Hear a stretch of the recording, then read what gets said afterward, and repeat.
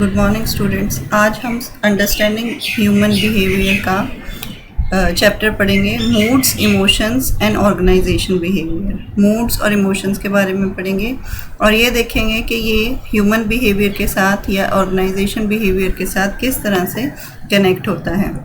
सबसे पहले हम इसके कंटेंट्स देखेंगे कि जब आप ये चैप्टर पढ़ लोगे तो आप इसमें आपको क्या क्या नया पता चलेगा और आप क्या क्या चीज़ों को डिफ्रेंशिएट कर सकोगे। सबसे पहले आप इमोशंस, आपको ये पता चलेगा कि इमोशंस क्या होते हैं, मूड्स क्या होते हैं और उन दोनों को एक दूसरे से आप अलग कैसे कर सकोगे, लिस्ट कर सकोगे बेसिक इमोशंस और मूड्स जो ह्यूमन बींग्स में आते हैं, ह्यूमन बिहेवियर में आते हैं। इसके बाद आप आइडेंटिफाई कर सकोगे sources of emotions and moods.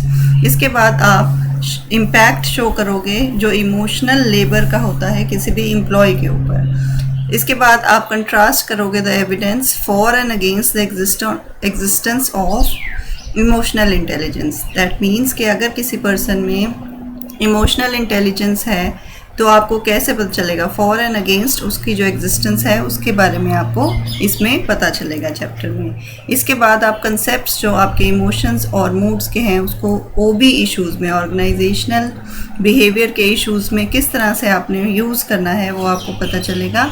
और लास्ट में आप कंट्रास्ट कर सकोगे experience, interpretation and expression of emotions across culture. That means कि अगर डिफरेंट कल्चर के लोग हैं तो क्या उनका एक्सपीरियंस, उनका इंटरप्रिटेशन, उनका एक्सप्रेशन जो इमोशंस का है वो अलग अलग होता है या सेम होता है। तो अक्रॉस कल्चर्स आपने उसको किस तरह से डील करना है ये भी आपको इस चैप्टर में पता चलेगा। सबसे पहले जब हमने अभी तक ऑर्गेनाइजेशन बिहेवियर पढ़ा तो कुछ सालों पहले तक इमोशंस वाला चैप्टर इस सब्जेक्ट में नहीं पढ़ाया जाता था क्योंकि इमोशंस को रैशनल नहीं माना जाता। इमोशंस जो होते हैं किसी भी ह्यूमन बीइंग के, उसको उसका पर्सनल इफेक्ट माना जाता है और उसको रैशनैलिटी से का एंटीथीसिस माना जाता है। दैट मीन्स रैशनैलिटी से ऑपोजिट होता है क्योंकि ये किसी भी फैक्ट या फिगर के अकॉर्डिंगली नहीं चलते। Emotions are personal to any human being, तो इसलिए ये माना जाता था कि जो इमोशंस हैं वो एंटीथीसिस हैं ऑफ रैशनैलिटी और उसको वर्क प्लेस में नहीं देखा जाना चाहिए। लेकिन अब ये माना जाता है कि क्योंकि हम ह्यूमन बीइंग को एज अ होल लेते हैं, उसकी फीलिंग्स, उसके इमोशंस, उसकी एफिशिएंसी, सारा कुछ हमने एक ह्यूमन बीइंग में लेना है। तो जब भी हम ह्यूमन बिहेवियर को स्टडी करेंगे तो उसके इमोशंस और मूड्स को स्टडी करना बहुत ज़्यादा ज़रूरी है।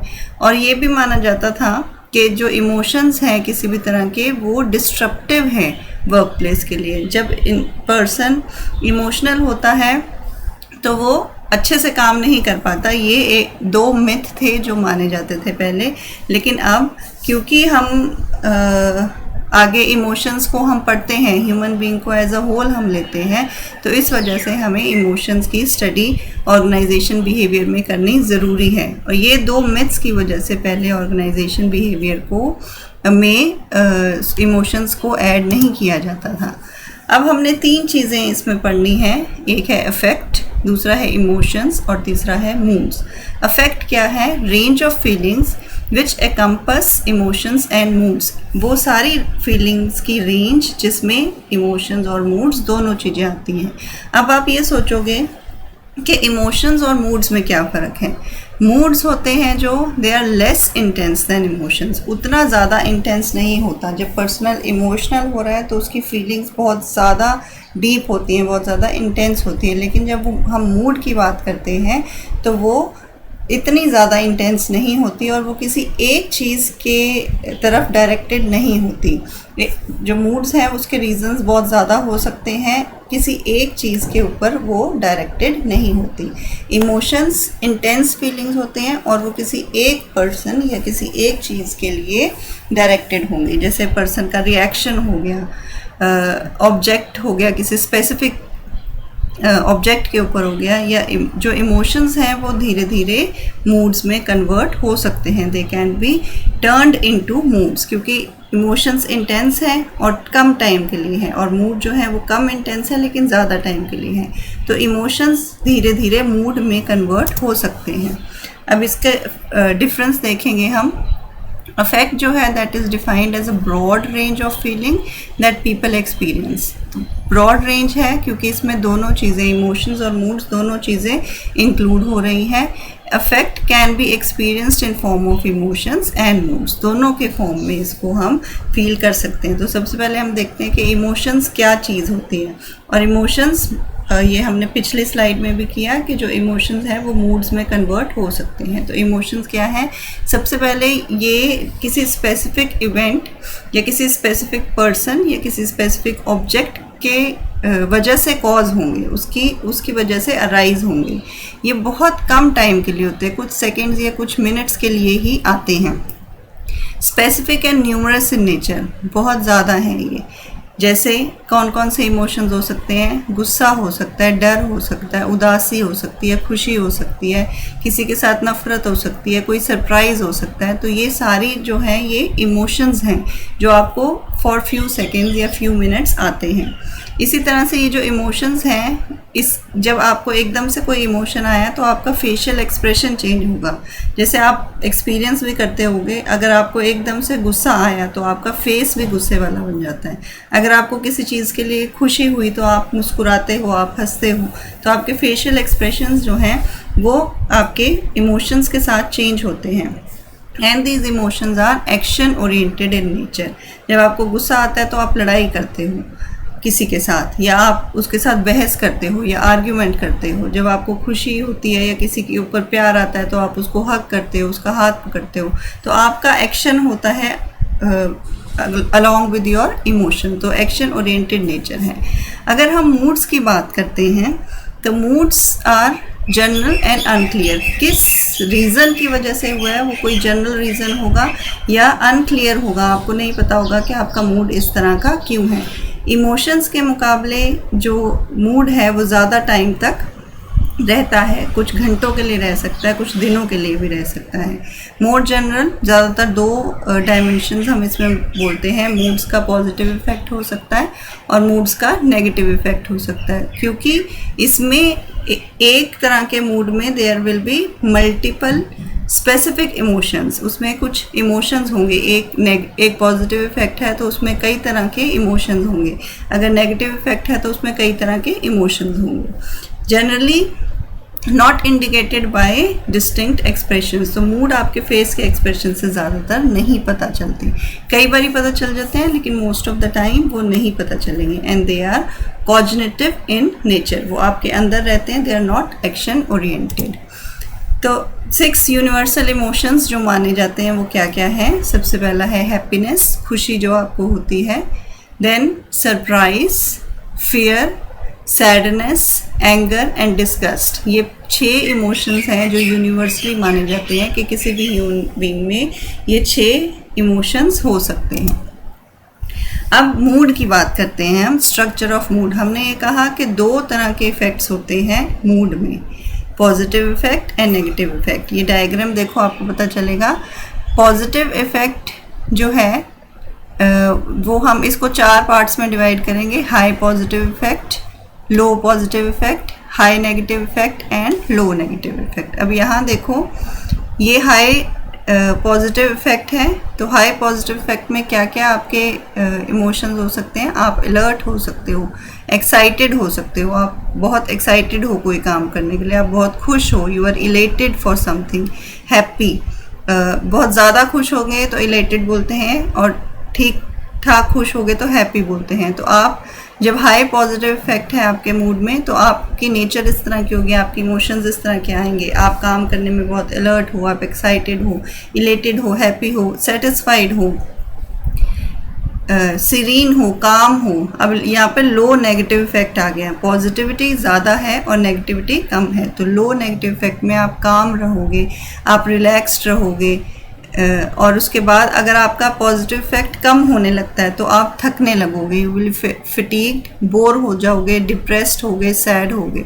अब यहाँ पे नेगेटिविटी इंक्रीज हो रही है, हाई नेगेटिव इफेक्ट है तो आप अपसेट हो सकते हो, स्ट्रेस्ड हो सकते हो and you can be nervous. तो ये सारी चीज़ें आपकी हो सकती हैं आपके मूड में, आपके इमोशंस में ये सारी चीज़ें आ सकती हैं। तो जब आप मूड की बात करते हो तो आपके मूड के अंदर बहुत सारे ये जो सारे आपको दिए हुए हैं, ये सारे आपके इमोशंस हैं जो आएंगे।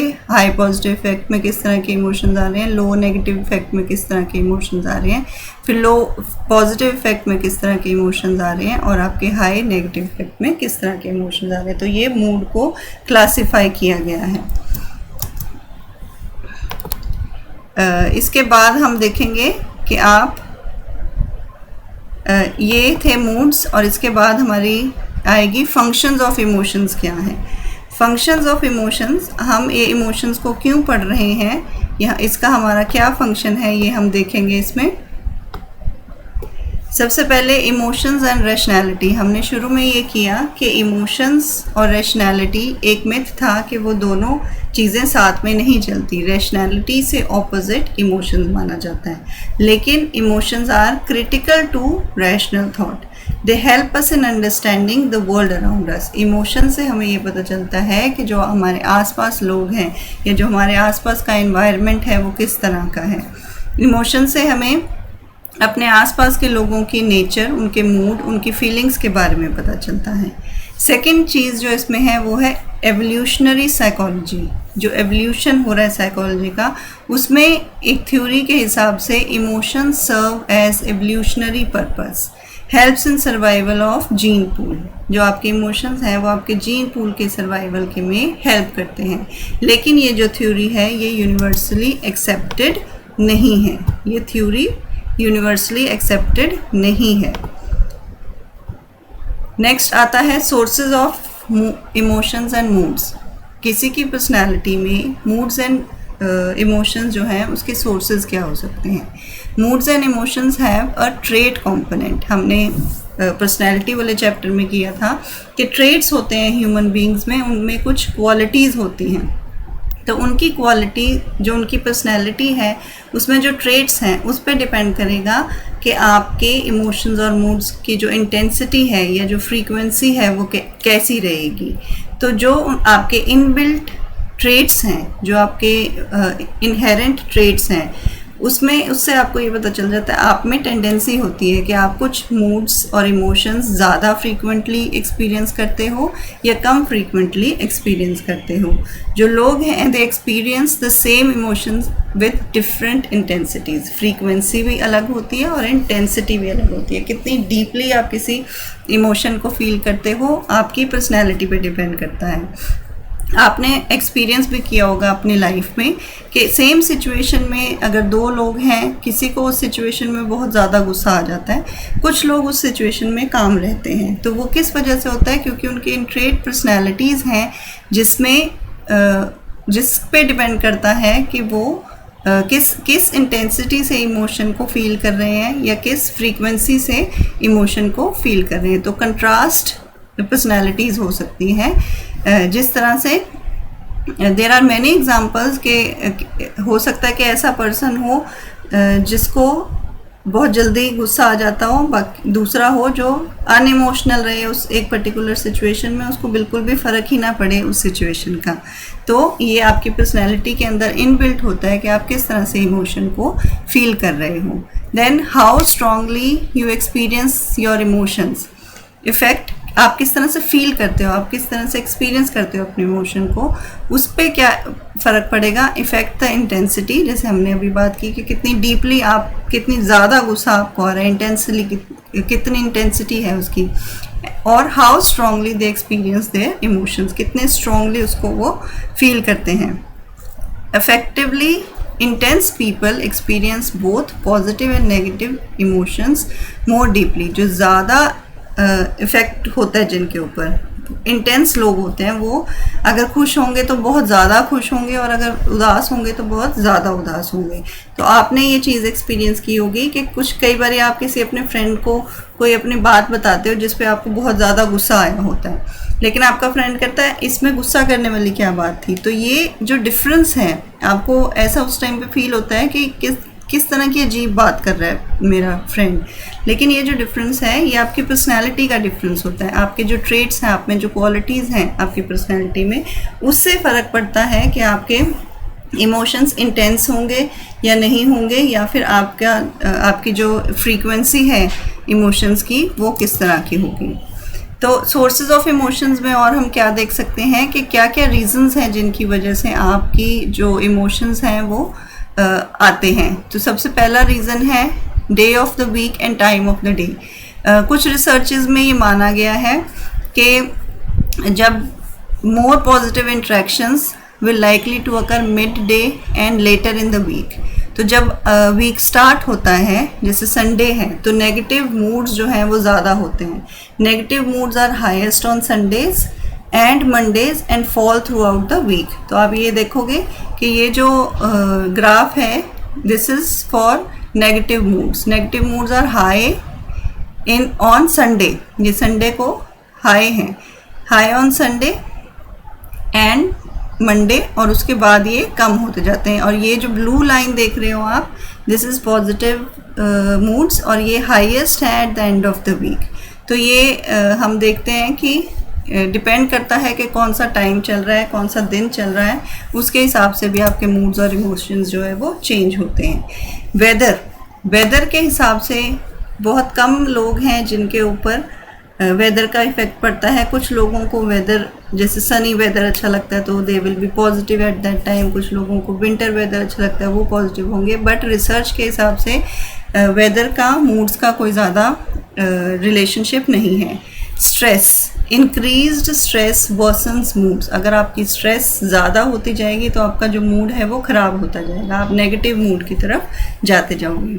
Social activities, physical, informal and epicurean activities increased positive moods. अगर आपकी सोशल एक्टिविटीज़ ज़्यादा होती हैं तो आपका पॉजिटिव मूड भी ज़्यादा होता है। अगर आपकी स्लीप पूरी नहीं होती, नींद पूरी नहीं होती, तो नेगेटिव इमोशंस ज़्यादा होते हैं और आपकी जो डिसीजन मेकिंग है वो प्रॉपर नहीं होती।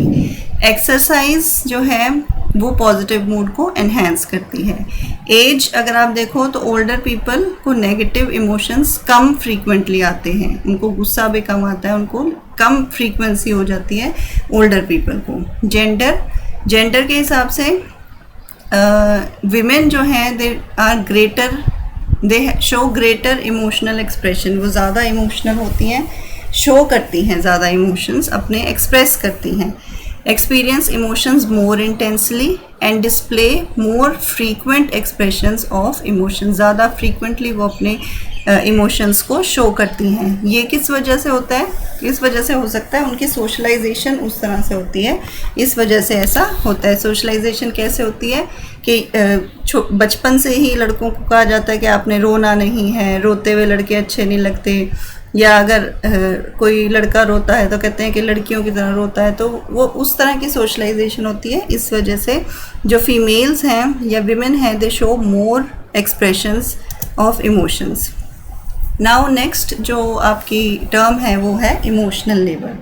इमोशनल लेबर क्या है? An employee's expression of organisationally desired emotions during interpersonal transactions at work.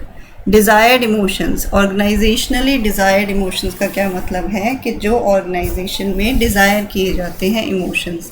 जब आप ऑर्गेनाइजेशन में काम कर रहे हो या किसी के साथ ऑर्गेनाइजेशन में आप कोई ट्रांजैक्शन कर रहे हो, तो आपकी किस तरह की आपसे एक्सपेक्ट की जाती है, डिज़ायर की जाती है इमोशंस। जब वो इमोशंस एक्सप्रेस किए जाते हैं बाय एम्प्लॉई तो उसको हम इमोशनल लेबर बोलते हैं। नेक्स्ट टर्म है emotional dissonance.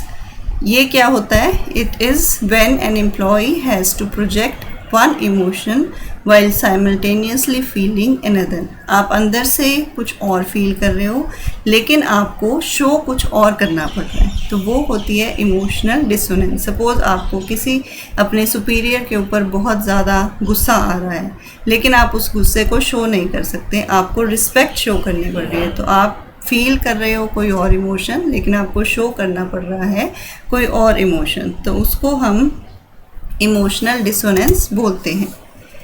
Then next is emotions, felt versus displayed emotions. अब इसमें दो इमोशंस आ गए, फेल्ट इमोशंस जो आप फील कर रहे हो, जो आपके एक्चुअल इमोशंस हैं, और डिस्प्लेड इमोशंस जो आपने सीखे हैं, द लर्नड इमोशंस, जो ऑर्गेनाइजेशन में एक्सपेक्ट किया जाता है कि वर्कर्स शो करेंगे। तो फेल्ट इमोशंस क्या होते हैं? एक्चुअल फीलिंग्स, इनबॉर्न फीलिंग्स या नेचुरल रिस्पॉन्स। और डिस्प्लेड इमोशंस क्या होते हैं?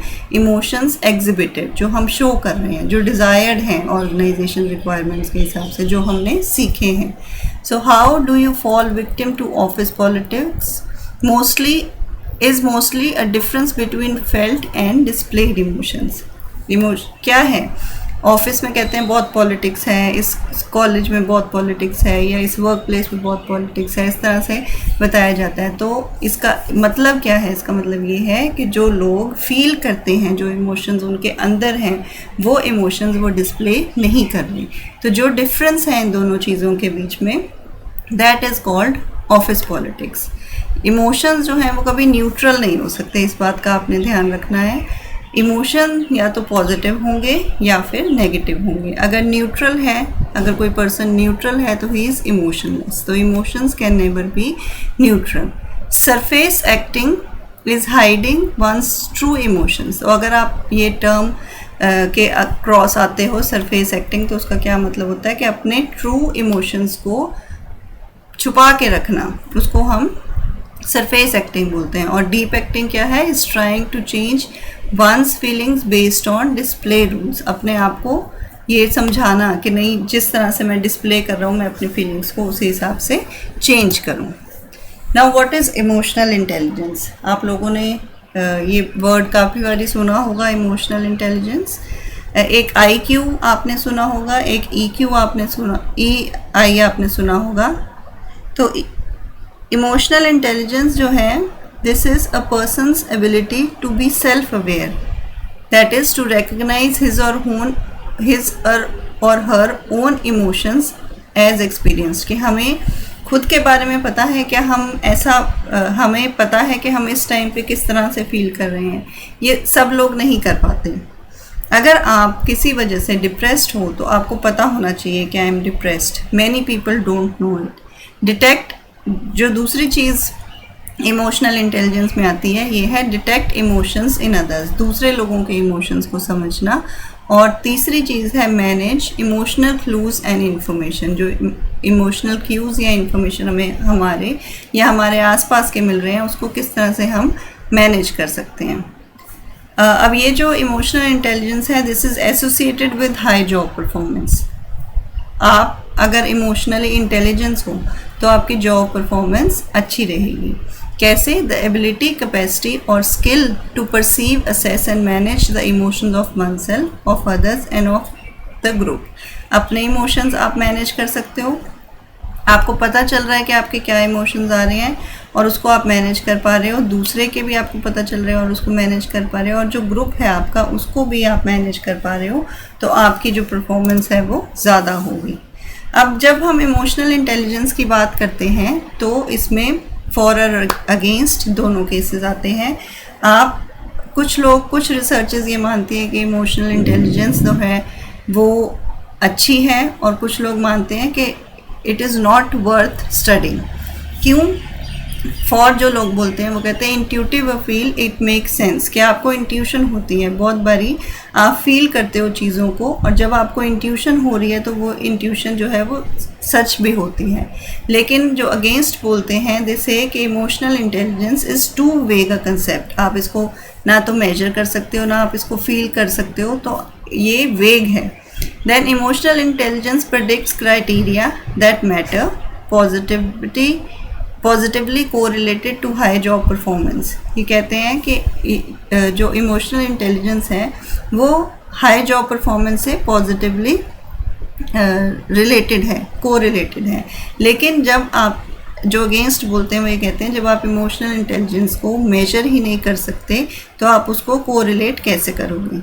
Then study suggests that emotional intelligence is neurologically based। आप इमोशनल इंटेलिजेंस जो है वो न्यूरोलॉजिकली बेस्ड है, आपकी बॉडी की जो न्यूरोलॉजिकल सेटअप है उसके हिसाब से होता है। लेकिन अगेंस्ट वाले पर्सन ये बोलते हैं, अगेंस्ट वाले रिसर्चर्स ये बोलती हैं कि emotional intelligence is so closely related to intelligence and personality that it is not unique when those factors are controlled। वो कहते हैं कि इंटेलिजेंस और पर्सनैलिटी के साथ वो रिलेटेड है, इसलिए उसको अलग से स्टडी करने की ज़रूरत नहीं है।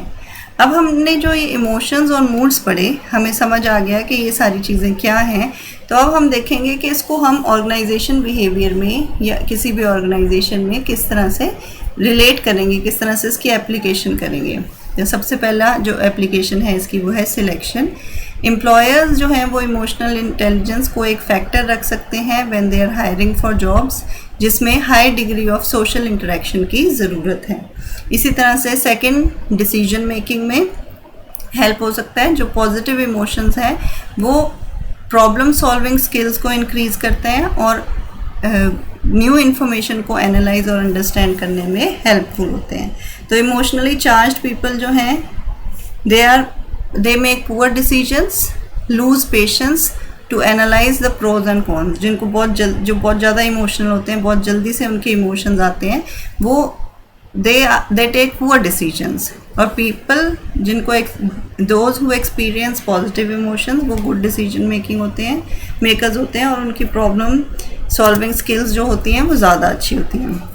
इसी तरह से क्रिएटिविटी, जो पॉजिटिव मूड्स वाले और फीडबैक वाले लोग हैं उनकी क्रिएटिविटी ज़्यादा होती है। जो हाईली नेक्स्ट है मोटिवेशन। पॉजिटिव मूड्स या प्रमोटिंग पॉजिटिव मूड्स जो है वो हाईली मोटिवेटेड वर्कफोर्स देते हैं। और जो ज़्यादा मोटिवेटेड लोग होते हैं they are more committed to work, उनकी जॉब में इन्वॉल्वमेंट ज़्यादा होती है और वो पॉजिटिव इमोशंस जो हैं वो उनके होते हैं हमेशा। Discouragement leads to low motivational level. जब आप किसी को डिस्करेज करोगे तो उसका मोटिवेशन लेवल कम हो जाएगा और उसके नेगेटिव इमोशंस डिस्प्ले होंगे। इसी तरह से जो इमोशंस और मूड्स हैं वो लीडरशिप में भी आपकी हेल्प करते हैं। Emotions help convey messages more effectively. जो लीडर्स हैं वो एक्सप्रेशन और फीलिंग्स पे बहुत ज़्यादा डिपेंड करते हैं। जो ज़्यादा एक्सप्रेसिव होगा वो ज़्यादा अच्छा लीडर होगा।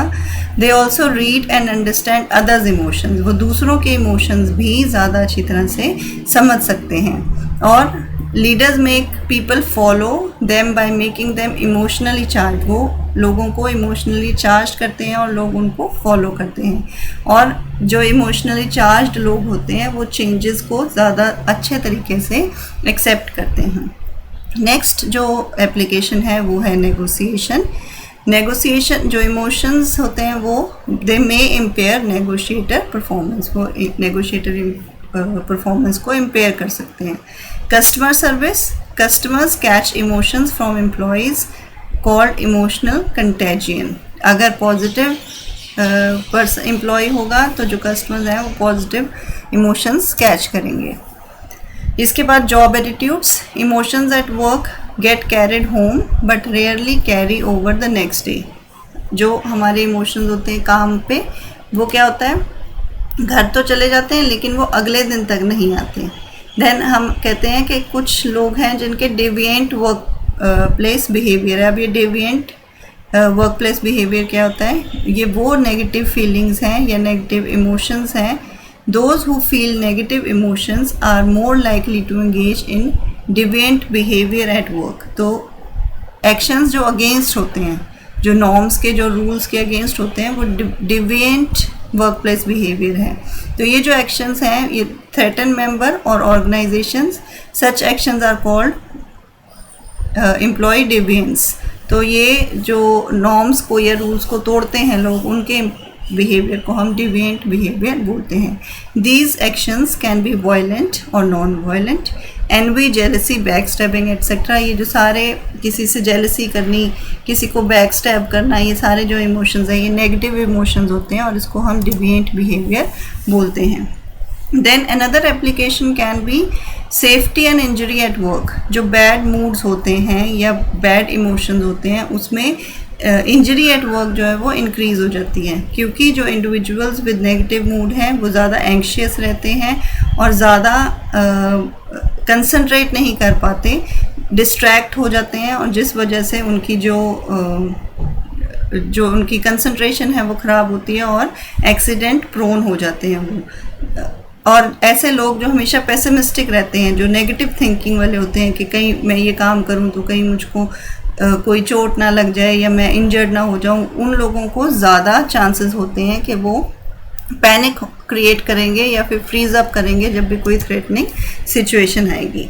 अब आप जब मैनेजर के रोल में जाते हो तो आपने मूड्स को किस तरह से इन्फ्लुएंस करना है। जब आपको ये लगता है कि यहाँ पे अब मूड बहुत ज़्यादा सीरियस हो रहा है या फिर कोई प्रॉब्लम क्रिएट हो सकती है, तो आपने ह्यूमर को ऐड करना है टू लाइटन द मूवमेंट। कोई सीरियस डिस्कशन चल रही है, उसमें कुछ थोड़ा सा आप मजाक ऐड कर सकते हो, थोड़ा सा ह्यूमर ऐड कर सकते हो जो उस मूवमेंट को लाइट कर देगी।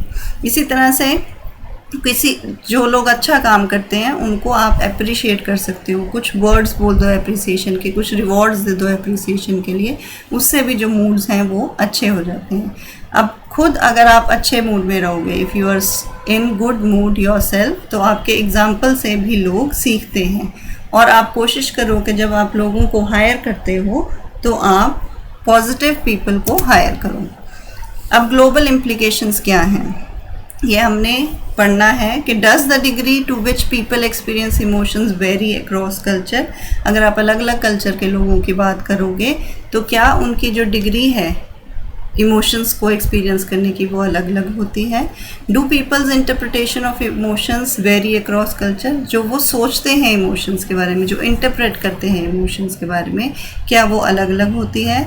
Do the norms of the expressions of emotions differ across culture, कि आप किस तरह से एक्सप्रेस कर रहे हो, क्या वो भी अक्रॉस कल्चर, अलग अलग कल्चर्स की अलग होती है। तो इन तीनों क्वेश्चंस का जो आंसर है वो है येस। दैट मीन्स कि अगर आप एक कल्चर में काम कर रहे हो, जब उसको छोड़ के आप दूसरे कल्चर में जाओगे या फिर आपकी जो वर्क फोर्स है वो मल्टी कल्चरल है, तो आपको ये देखना पड़ेगा कि उसकी बैकग्राउंड क्या है, उसके हिसाब से ही उसके जो इमोशंस हैं, उसका एक्सप्रेशन और उसका मतलब वो निकाल लेंगे। अब मैनेजर्स ने क्या करना है, what are the implication for managers. They have to understand the role of emotions and moods to better explain and predict behaviour. तो ये सब्जेक्ट हम इसीलिए पढ़ रहे हैं, ये चैप्टर हम इसलिए पढ़ रहे हैं कि फ्यूचर मैनेजर्स अगर आप बनते हो तो आपने लोगों के बिहेवियर को प्रिडिक्ट करने के लिए उनके इमोशंस और उनके मूड्स को अच्छे तरीके से एक्सप्लेन करना है। आप पहले उसको समझोगे, एक्सप्लेन करोगे और उनके बिहेवियर को प्रिडिक्ट करोगे। Then emotions and moods to effect workplace performance. जो आपके इमोशंस, आपके वर्क प्लेस में जो लोग हैं उनके जो इमोशंस हैं और जो उनके मूड्स हैं वो वर्क परफॉर्मेंस पे असर करते हैं, तो आपको उनके मूड को पॉजिटिव रखना है, उनके इमोशंस को पॉजिटिव रखना है। While managing emotions may be possible, absolute control of worker emotion is not। आप इमोशंस को मैनेज तो कर सकते हो लेकिन आप वर्कर के इमोशन के ऊपर पूरी तरह कंट्रोल नहीं कर सकते। तो ये मैनेजर्स ने समझना है कि दे कैन मैनेज इमोशंस, तो उन्होंने इमोशंस को मैनेज करना है। देन ये चीज़ें आपने दिमाग में रखनी है। Positive emotions can increase problem solving skills. People with high emotional intelligence may be more effective in their jobs, and managers need to know the emotional norms for each culture they do business with। तो हर culture जिसके साथ भी वो काम करते हैं उनके emotional norms के बारे में उनको पता होना चाहिए। देन लास्ट में समरी है कि आज हमने क्या क्या इस चैप्टर में पढ़ा। सबसे पहले हमने देखा कि इमोशंस और मूड्स में क्या क्या फ़र्क है, कैन वी डिफ्रेंशिएट, और दोनों के जो बेसिक चीज़ें हैं, इमोशंस बेसिक्स और मूड बेसिक्स जो हैं वो हम कर सकते हैं, दोनों में डिफ्रेंशिएट कर सकते हैं। देन सोर्सेज क्या हैं इमोशंस और मूड्स के, वो हमने डिस्कस की। फिर हमने इमोशनल लेबर का इम्पैक्ट जो एम्प्लॉयज़ के ऊपर होता है वो डिस्कस किया। देन फॉर और अगेंस्ट हमने इमोशनल इंटेलिजेंस के लिए डिस्कस किया। Then we applied the concept of emotions and moods on OB issues और contrasted the experience, interpretation and expression of emotions across culture. तो ये सारी चीज़ें आज हमने डिस्कस की। आई होप कि आपको ये चैप्टर अच्छी तरह से समझ में आ गया होगा। Thank you students.